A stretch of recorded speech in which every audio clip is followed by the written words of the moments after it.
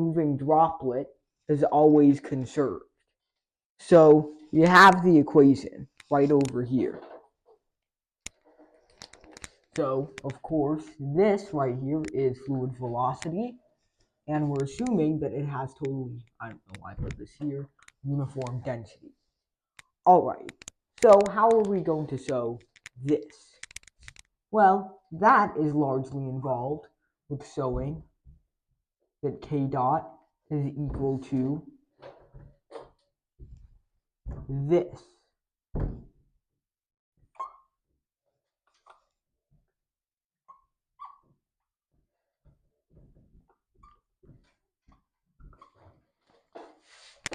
So then, well, all we do from here is show that this is constant, this is always equal to 0, and then we're already done. So this is the form we want to achieve. Now, I'm not going to go through all the steps, but a few of them should be pretty clear. For example, how do we get from density to pressure? Well, can you use a different color, please? Okay. The only different color I have is blue.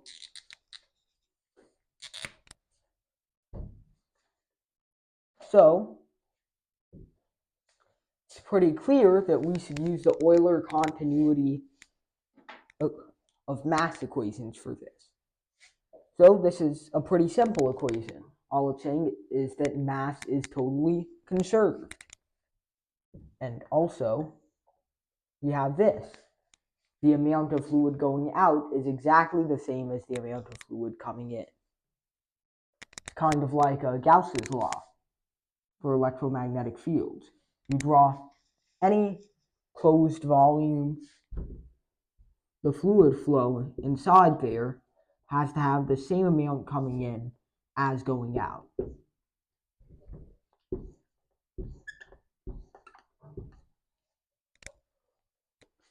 At least if it's a non-compressible flow.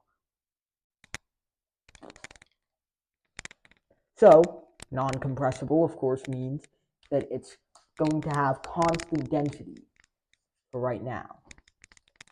So, what's this? Well, this is the Reynolds transport theorem, which is also going to be very useful. So, let's cover a few of the steps in getting to this expression. Well, we start by taking d dt of the scalar integral.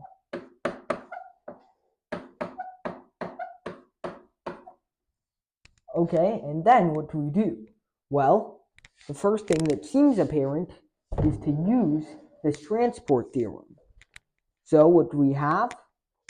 Well, and this d.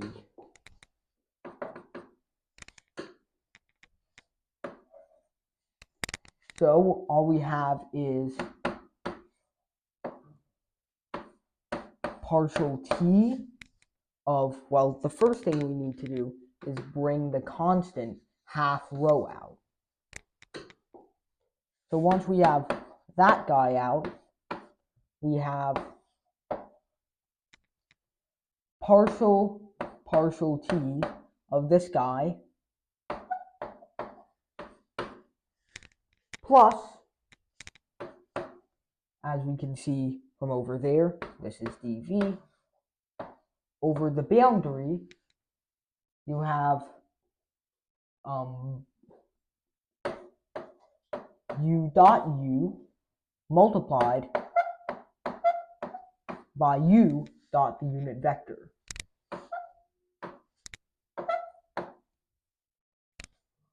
All right, so things are looking pretty good here. Now, the main thing we want to do here is just expand, expand, and keep expanding. Like, for example, how do we find this? That's going to be via the multivariable chain rule. So what's this? And, well, actually, it's going to be pretty simple.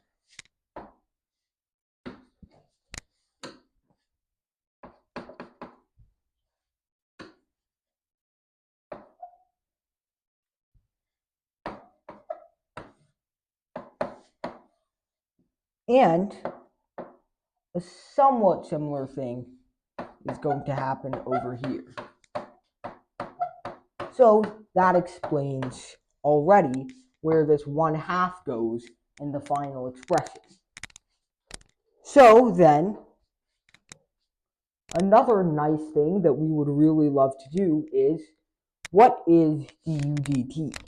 Well, it's the substantial derivative, which means that this is going to be equal to the gradient of u. This is divergence. I call it the gradient earlier. So the gradient of u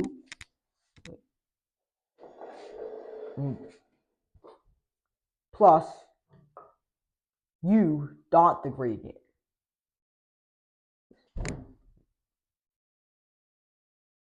Yeah, okay. So it should just be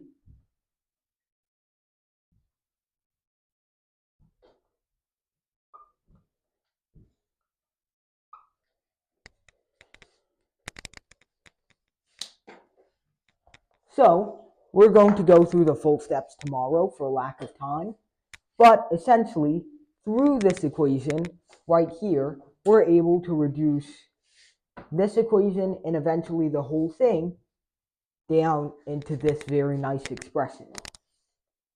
And then from there, we're able to show that this is going to be 0 over this area, and finally we'll be totally done in showing that kinetic energy is conserved.